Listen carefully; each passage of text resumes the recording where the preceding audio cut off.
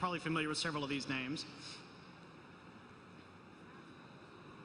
Ooh, shiny.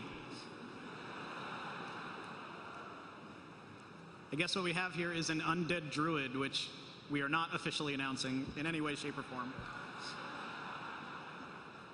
So in the middle are your class glyphs, and we think we're going to go ahead and change the UI to actually reinforce what talents or abilities the glyphs are affecting. We know it can sometimes be confusing to look at a really cool-looking artistic symbol, but not necessarily know if that is your glyph of lacerate or your glyph of swipe or whatever. So I don't know that this color palette is final. It's probably not, but you get the basic idea. There's a big claw in the middle because you're a feral druid, and you have 6 of your class. The gold ones are the major, and the blue ones are the minor glyphs.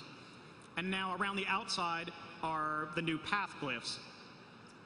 When you start out at level 80, you won't have any path glyphs. You won't get any of them all until level 85. This is all maximum character level progression stuff.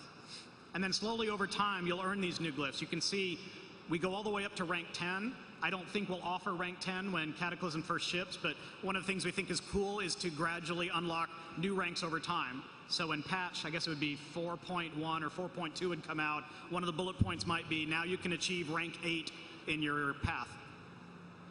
We'll also theme the UI, and maybe even the path itself will change shape depending on which Titan you're aligning yourself with. This is the, lots of lightning here for Golganath. Now, here's some examples of the actual glyphs you'll unlock. Remember, these have to be, I don't want to say generic, but they're not going to be class specific. They're not going to be modifying your Sinister Strike, for example. They have to be things that might benefit different types of classes.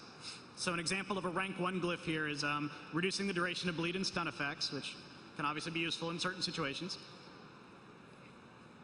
Here's a rank 2 example. Bandages heal targets by additional amount.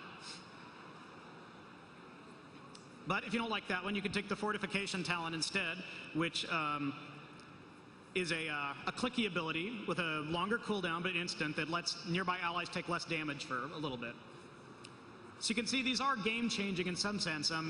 Once you get these, you're going to have a couple more abilities you didn't have before, and you're going to have access to different power you had before, but not a whole new level. And then here's an example of a rank 3. You can see they're getting a little more powerful here. Increases the damage dealt following a critical strike. So you can see a lot of DPS classes might want this, but those with high crit might want it more than others, and say healer or tank might not find this one as attractive. They might have another glyph they can pick instead in rank 3, or they may choose a whole new path instead.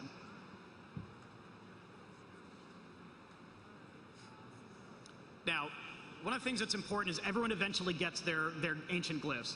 This isn't supposed to be the kind of thing where really, really hardcore players have access to the feature and more casual players never get there. We want everyone to eventually get their glyphs. It may be more like raid progression where the very dedicated hardcore players get them faster, but everyone could eventually get there.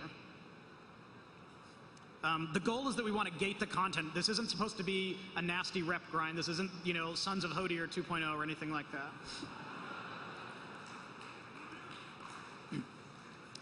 We're not entirely sure how we'll gate it, but we have a concept that maybe there's max progress you can earn per week. So the new rank of glyphs becomes unlocked. You can work towards it, but once you get there, now you're good for a while. The goal really is to get you to want to come back and take a look at your character every now and then, not necessarily to power level your way all the way through. And that's what levels are for. And again, catch-up mechanisms are important. And I've said new ranks introduced over time. You might see a patch note that says now you can reach rank 5. One of the cool things is the concept of the Titans is kind of expandable. We've never said exactly how many there are, and it's very easy for us to add more of them, so we might add whole additional paths in actual content patches. So maybe when Cataclysm ships, you'll get 3 paths to choose from, but then when 4.1 comes out, there's a whole new path you can choose instead. You can respec to that path. Thanks a lot.